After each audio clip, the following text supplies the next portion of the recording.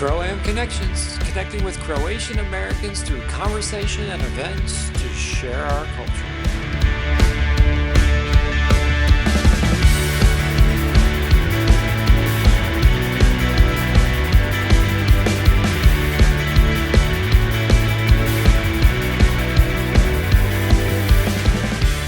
Today on our show, we have Mike Bacon, a proud member of Nest 27, which is part of Sveto Trojstvo CFU Lodge 146 in Versailles, PA.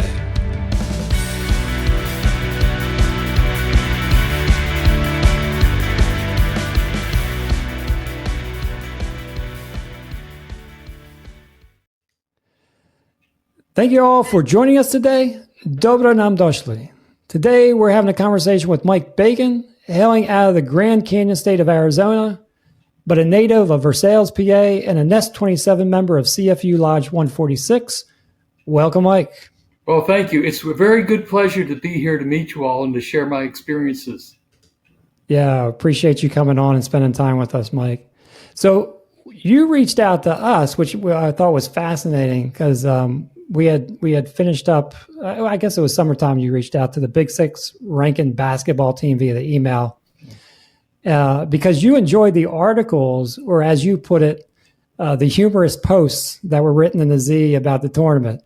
I got to say, we too enjoyed them, and all thanks go to John Vukmanik for those articles, as well as being just a good egg, a great team member on the Big Six.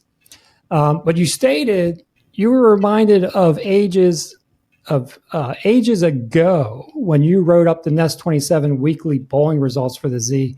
So we appreciated that and said, hey, let's sit down with Mike to hear some stories. So here we are, Mike. Good. And so I'm looking forward to hearing some more of those stories that you sent. Great. So would you like me to tell a story now? So so let me set it up for how we typically do the podcast. There's three parts of this. And so the first part is we want to dive into your family heritage, your Croatian roots.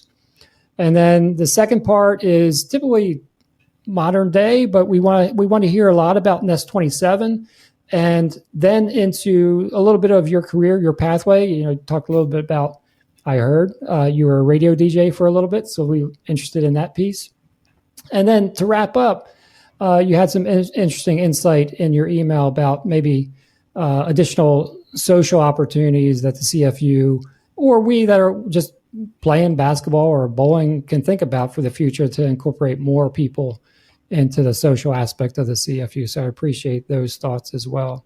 So yeah, let's dive into your roots, Mike. And if you don't mind, you shared a story which I think is just fascinating, and it was about how your parents met. So if we could start there, that would be great. Okay, sure. My dad was in the Navy, and he was in the CFU, and my mom lived in Des Moines, Iowa. And they had, through the CFU, they became pen pals. And over the years, they corresponded more, and they finally married in 1947. And it was through the junior magazine that was published back then. It was a glossy type of magazine. And I was a little surprised. I'm thinking, wow, the CFU had this then. But it was a CFU junior magazine, described how they met. And they met and were married in Iowa. And then they came back to Pennsylvania to have a second wedding ceremony for the locals. And I thought that was fascinating. And so when they met, of course, they were involved heavily in Lodge 146. Yeah, that's a great story. And you sent us a picture of the article. Was that in the Z? That was in the CFU. They called it the CFU Junior Magazine. Okay. I get it. Yeah. So where do you know where your folks or the lineage is from in Croatia? No, I don't. I'm sorry. At a young age, I didn't ask my grandparents more questions, or even my dad more questions. But at that age, you just accepted things and just went along. Yeah. But my grandfather... No, that's okay. Not everybody knows, and that's part of this process. My grandfather came from Croatia in the early 1900s to work, like most people did. It was the diaspora, as I understand, it was what they call it. And so he came over here, I believe, with his one child. Yeah. and then he worked to bring his wife over. So he worked at National Tube, which I found was right down the street from where I live. It was a big place, and it was right next to the Youghiogheny River. Huh. And of course, our family home was right next to the CFU. It was a great structure. And looking at the Rankin building, I just looked it up. You got a big structure. It's bigger than the one in Versailles. So when they came here, of course, he brought his wife over. They had 3 more children. I had an uncle and a sister, an uncle and 2 aunts. And they were involved in the CFU as well. They moved to other areas, so I didn't see much of them. They moved to other states. But after a while, my grandmother had to go into the hospital, and she died for some type of complication because she didn't speak English that well. So unfortunately, she died, and my grandfather raised the children. He was also very locally involved in activities here. You know, when he came over, the name was Bacan, and I understand that's pronounced Bacan, and from what I remember. And so when my dad went to school, it was somewhere in grade school, he was advised by the teacher to change his name to Bacon, Bacon. Now, I don't remember exactly why, but what I do remember was easier. It was a better name. It was an easier name. And so that's how we got the Bacon name from Baca. And during that time, as my grandfather worked for National Tube, he retired sometime in the 1950s. He was a supervisor. He was some type of supervisor or foreman for inspection at National Tube. And when he retired, he didn't have a vehicle to get around, so he did hitchhiking. And so in the annual parades and firemen's parades, I'm not sure if you remember them, firemen's parades in the 1950s and 60s and early 70s were very big in Western Pennsylvania. And all the communities, it was a fundraising effort. And if one community had a parade or a fair, as they call it, other communities would join in, and Versailles would reciprocate. The fire department would reciprocate. Well, every year, my grandfather dressed up in Croatian garb, and he put on lipstick, and I think he looked almost like a woman, okay? And looking at other photos of the area, I noticed the men culturally dressed in these things from Yugoslavia and from Eastern Russia. So it was not natural. I mean, it was not unnatural for the men to dress like this. So at the end of every parade, he dressed up like this. And he was at the end of the parade, and he threw out candy to the children. The children just loved it. And I'm thinking, that's my grandfather. And they called him Cuckoo Mary.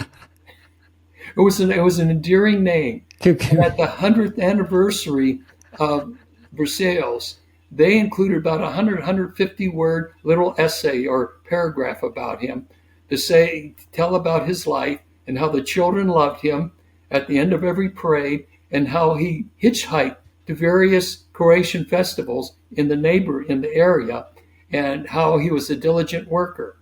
So, no, the skirt doesn't mean anything like it does today. I just want to let you know. Yeah.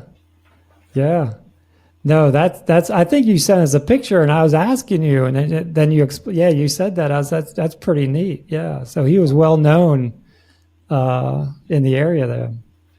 So I'm looking over my notes here if I have anything more to say about my grandfather. Yeah. Take your time. Yeah. No, that was about it. I think the kids scrabbling, it was endearing for everybody, and it just, it just was a good reflection upon our family, because my mother and father were heavily involved in the lodge. My dad bowled in the Lodge 146 bowling league.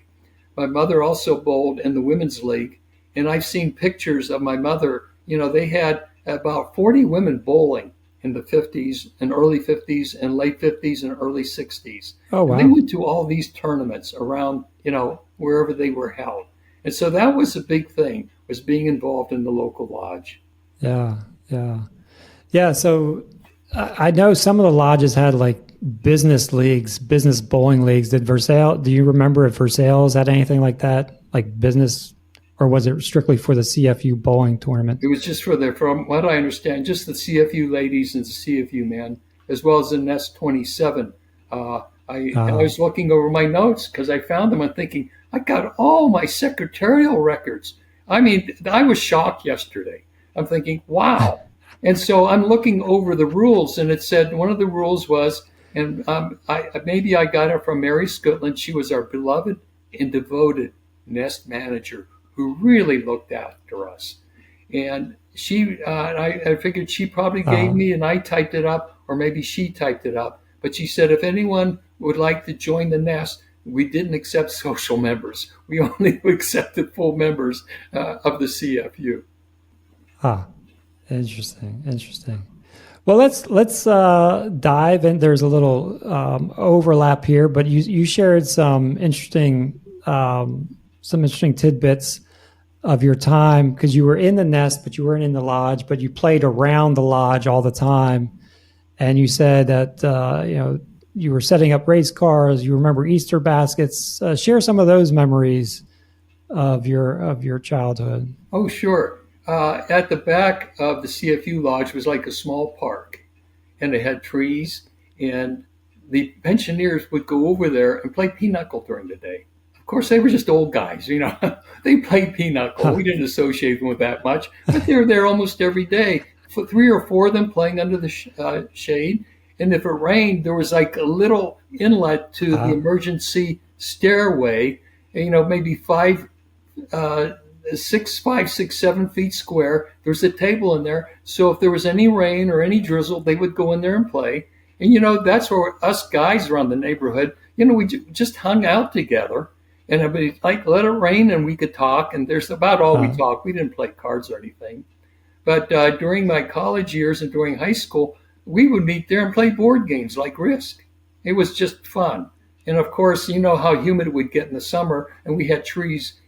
I can't recall, and most of the my neighborhood friends were in the CFU, and I don't recall many trees on their properties, but we went underneath the trees to escape the heat. But one thing about Nest 27 is that the big building there cast a very good afternoon shadow. And even during the summer and after school, we would go over there and play kickball, play wiffle ball, play football, tag football, and the goal lines were the telephone poles. We had Tommy Stanesic there, and he was our alpha male. And I mean, boy, could he throw the football. And I was always the last to be chosen. And I'm thinking, but here was a great thing. They always let me play. We were like a little neighborhood. We had George Reskovac and Jimmy Reskovac, and they went to Sacred Heart School. And their mother was one of the secretaries there. We had Buzzy McKivitz, and Buzzy was really good too. We had Randy Lindsay. We had Larry Casera. Larry was also the past secretary of the Nest 27 Bowling League, and he was a very good organizer. And I picked up good things from organizing from him as well. We had Larry Casera. We had, let's see, I don't want to forget anybody here, Steve Lugarich. Steve Lugarich was a good ball player as well. George Hincheri. He was Georgie Hincheri at that time, just a little kid. Let's say Steve. Yeah, I think I got them all there. Did you stay in touch with all these guys over the years, or? No, I didn't. No, I came home, and they all had their own lives to live. But back in 2012, when I started visiting Versailles regularly, I ran into Jimmy, and Jimmy and I took a bicycle ride all the way almost to Kennywood on the bicycle trail. Because, they got the bicycle trails along the Yacht now, along the Mon. The steel mills are have been taken down to McKeesport. And we took the bicycle trails over there. We saw the roundhouse. We shared some good time together. And then, of course, I've run into George and Cherry and George Reskovac at the CFU in the lounge there and in the outside, and we shared good memories. So yes, I've stopped by there and just happened to meet them. And so yes, I can't say we stayed in touch, but when I go back, I make sure I hopefully see them again. Yeah, no, that's good. Life gets in the way for all of us sometimes, but it's always nice to go back and run into some people that you grew up with. So that's pretty neat. Okay, at the Nest, we had a fantastic bowling league. When I was there the last year, I told the fellas, I said, "This is my last year. I would like to be bowling secretary." And Larry was handling it for the past 2 years. And you know what? These guys voted me in. I won't forget that. That was very nice of them. My last year. And so I did my best, to get a typewriter and type up all the results, because before then they were just handwritten in. And so that year we had 36 young kids, including myself, in the bowling league. And that was 6 teams. And it was a great year. We went to Johnstown, and there were 22 teams represented in Johnstown.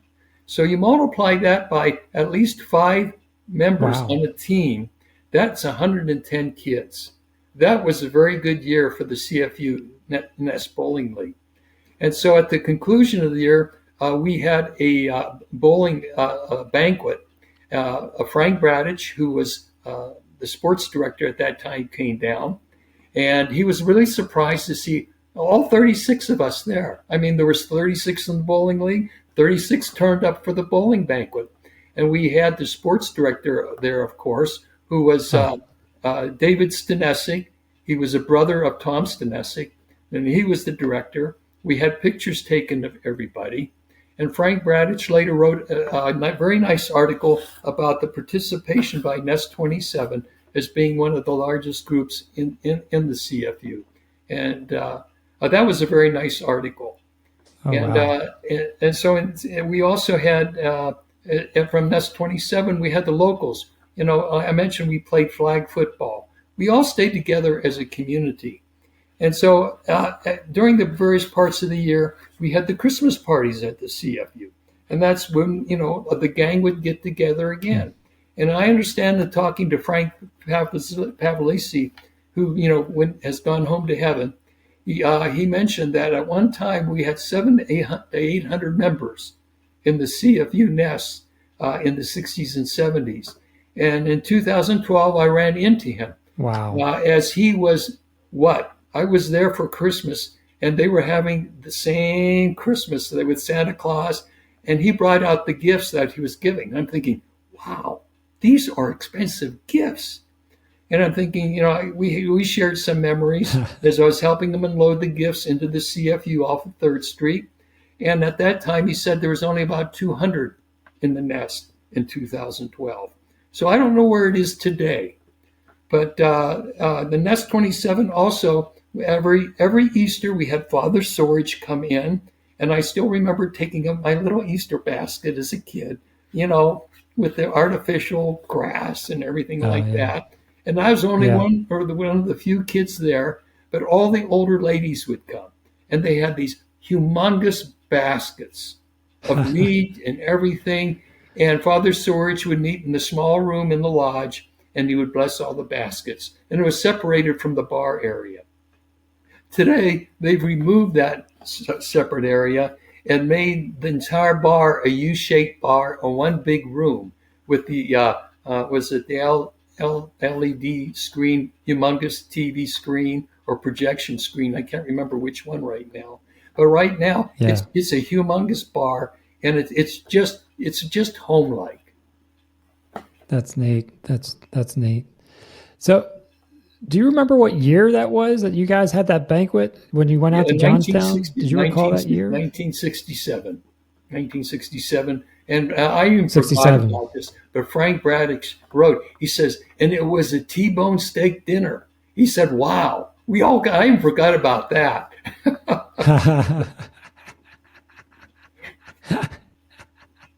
T-bone steak. That's great. That's great. So you traveled away from Versailles, and I just found out here. You can tell us why you were looking to go to Penn State and all that. But interesting part of that trip and those travels were over that time, you were also a radio DJ, you said. Yeah, I applied to Penn State, and I wanted to be an architect. And during that time, the college crush was on. And so I wasn't, you're young, you don't want to wait a year. What are you going to do? So I applied to Iowa State, and my mother had a large family. She had 8 other brothers and sisters. That's 9 total. And her mother and father were also Croatian. Wow. So, and my Croatian grandfather worked in the coal mines in the Des Moines area. Yeah, they had coal mines. That was surprising to me. And he later died earlier, and I kind of think it was black lung, but nobody ever talked about it.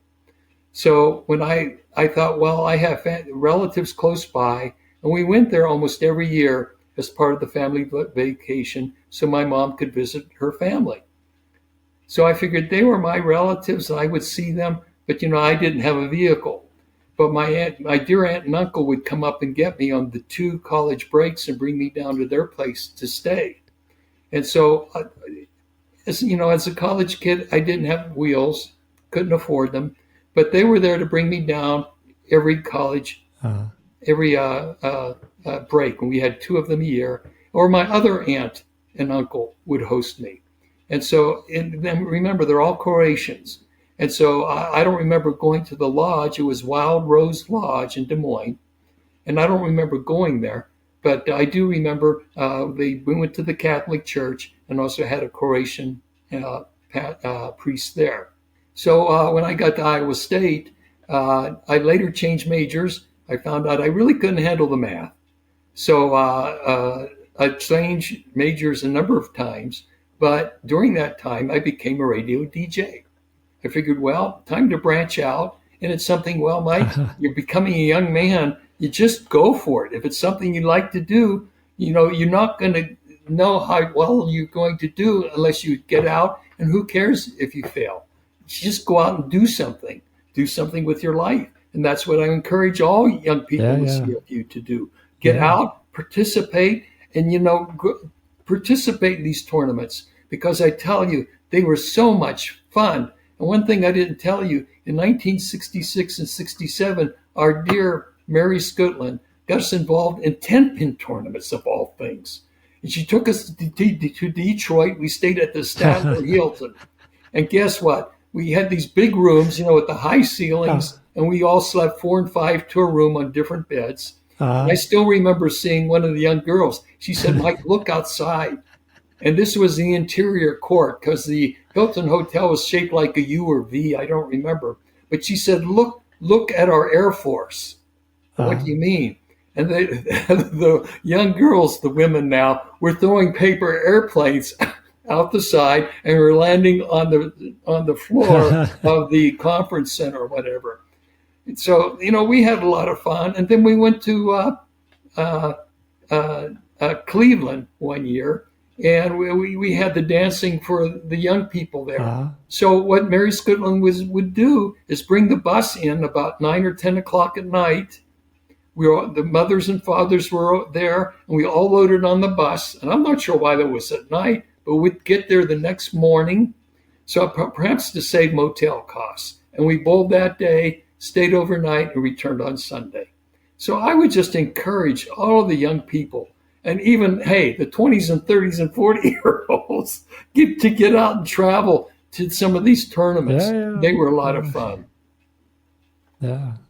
It hurts a little bit when you get older, but it's still fun. Look at all the connections we're making just through that one game, that one tournament.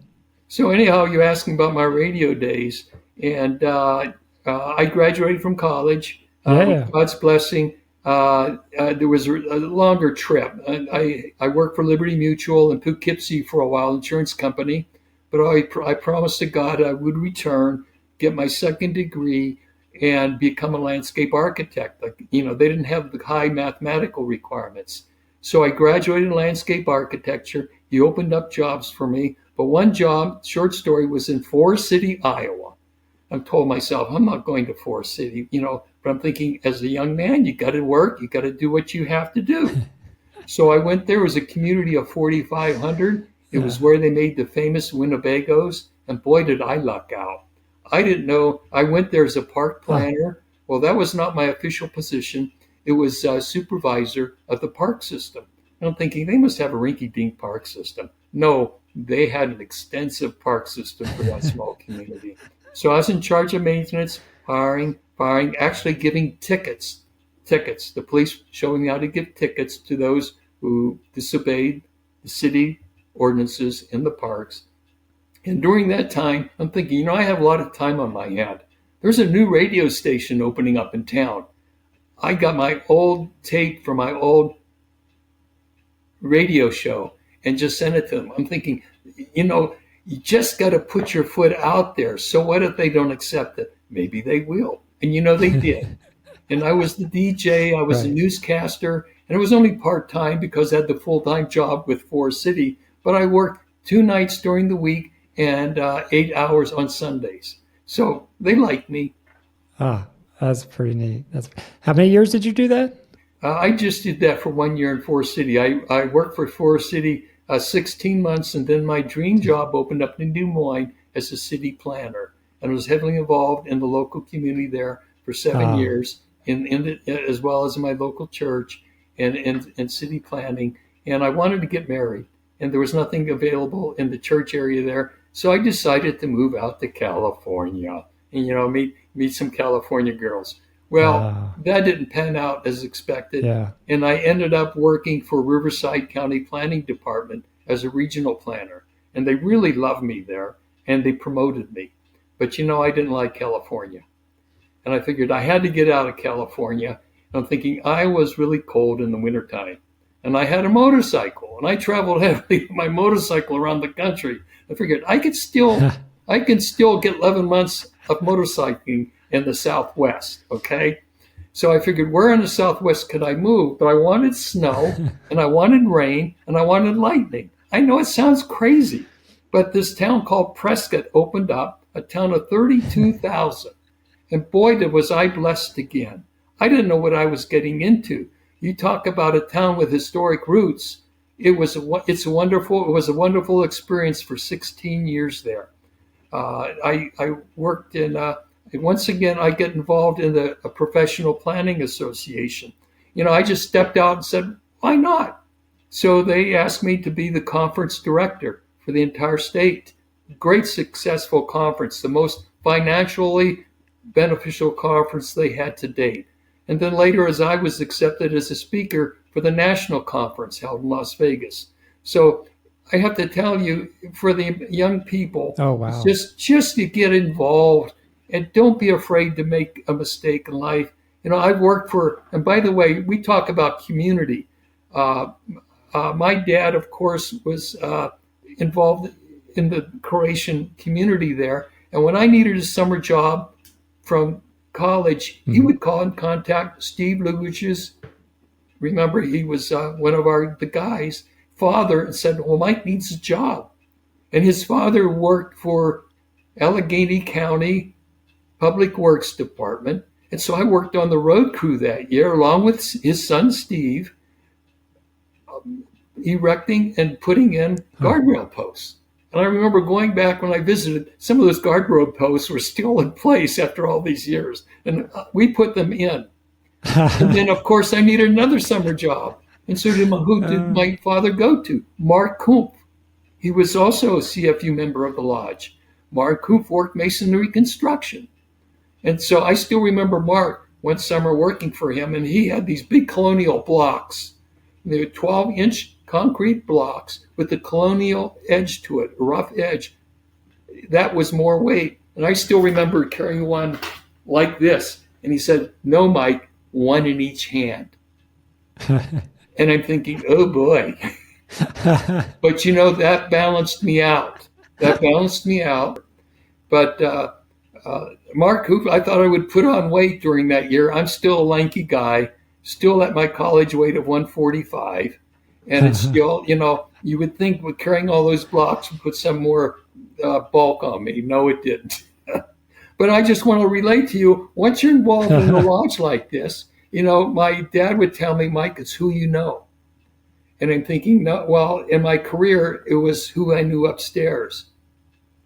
And that's how the jobs opened up for me. But during my young adult life, my dad used his connections with the CFU to get me summer jobs. I've spoken a lot here. I hope I haven't burned your ears.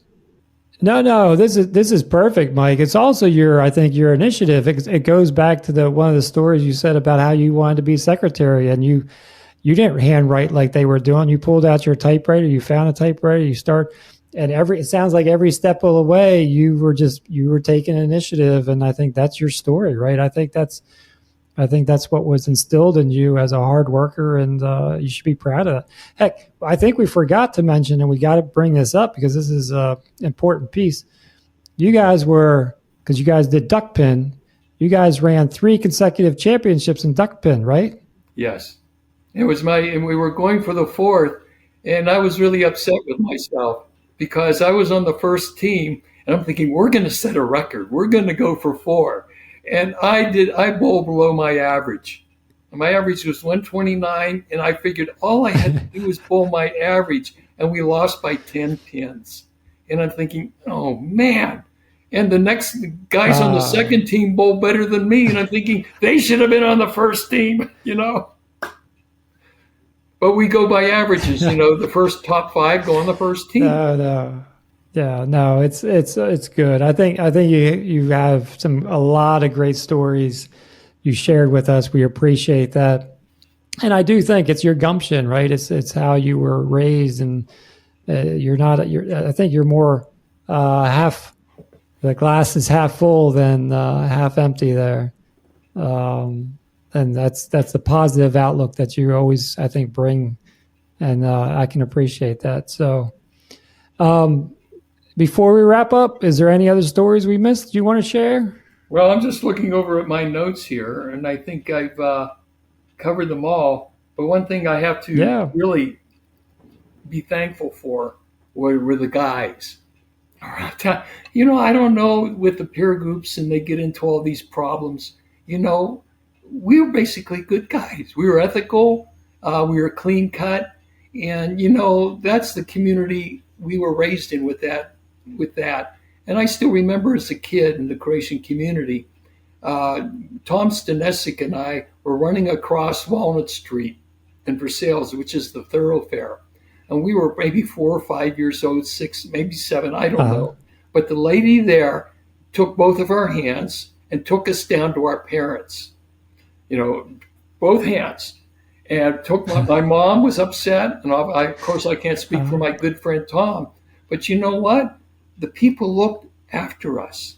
Versailles has held its own against what's happened in McKeesport and what's happened with the demise of the steel mills. But right around the Croatian Hall and throughout Versailles has held its own. People still take care of their homes. And I don't know how the change in population has worked for, people being Croatian along our community. But people looked out after each other. And that's one part of being in a community, whether it be Hispanic or whatever, Hungarian. In McKeesport, we had I can't think of the festival they had every year with all the ethnic groups, 18, 20 of them. And it just doesn't come to my mind right now at Renzihausen Park. But they had it was started by... Over in Kennywood. Was it in Kennywood? No, this was in McKeesport. International Village. Exactly. And it's like, wow. And it's just like, the family went over there. And it's just like we had the various ethnic communities, the Jewish community, the Hungarian community, the Greek Orthodox community, the Italian community, the Polish community. And it was wonderful because this is where relationships were built. No, as we travel, whether it's virtually or physically, and visit some of these towns, it was built on, like you said, coal mines or the steel mills, and the towns get smaller when the mills close or the mines close, and it's sad. But the one thing we've seen that has rung true is the Croatian community is still alive. They may be smaller. There may be less, but the CFU as an organization, has helped to continue to foster these lodges and the nests and the Croatian communities in these areas. And I think that's why we continue to thrive where others haven't. And so I appreciate all the words that you're sharing about your experience, because we're hearing that in other ways as well. And I think it's important to share. And that's why we're doing this. It's all about connection. Look, we played one basketball game, and this is our fifth or sixth podcast just because of the basketball game and the connection of that. And I think one of the things, and I want to make sure we say this, is that one of the things you shared in the emails is, the social aspects and, putting more things in like the bowling records, which brought back memories for you. They did it this year. And so you appreciated that. And I think we can share that with the CFU. But as well, you said a 70-plus league. And we're all for that because we were trying to get a 50-plus league. We had to play in the 20-plus, and that was tough, Mike. So we'll talk to Derek, and we'll see if we can get some more leagues that's more appropriate for us. So I love that comment you made. I was in Des Moines, Iowa 2 years ago, and they have a brand new Y. So I had to get the basketball and go shoot it. And I'm thinking, the guys are playing half court down at the other end. And so I'm just shooting foul shots. And I'm thinking, what's going to happen? And I just shocked myself. 4 straight foul, swishes. And I'm thinking, I'll try that. And the fifth one, I blew it, of course. But I'm thinking, I'm 75 years old. And until the last 16 months, I'm still kicking. And I developed a small heart condition. We're trying to figure that out. Nice. I still go to the gym, and I'm thinking, I'd like to play basketball.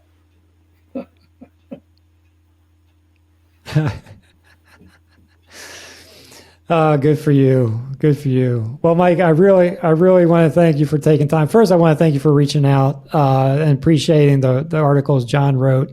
I'm glad you found some humor in it because that's what they were meant to be. I'm glad it revived some memories of Nest 27 and your days of back in Versailles. And so just, again, appreciate everything you've shared with us and the time you spent with us tonight. It was great to be here. Great to be here. And I hope I also edified others in stepping out and having a great life and keeping active in the CFU. Well, if you haven't, they've been sleeping then, Mike. I don't know. I mean, you're a role model for keeping active, and I hope I can achieve the same activity level as we'll say tenure. As we grow. I don't want to say old. We're like a fine wine, right? It's better with age. All right, Mike. So I appreciate it. So we're going to wrap up another episode. We want to say thank you, Punafala, to all of our CRO-AM followers for tuning in, and the Filthy 46 Productions for their editing and production expertise. So until next time, Živeli Hrvati, veliki poz I Bog.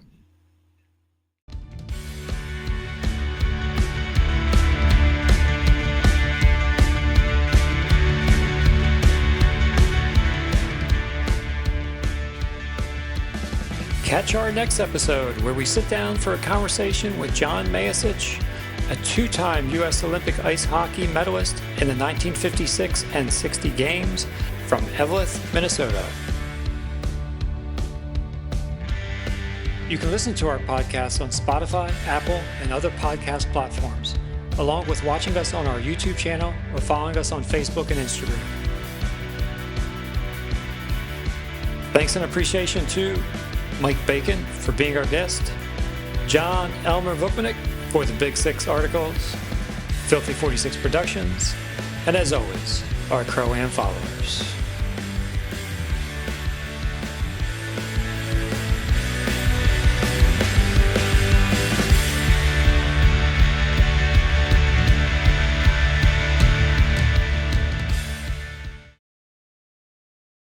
Follow.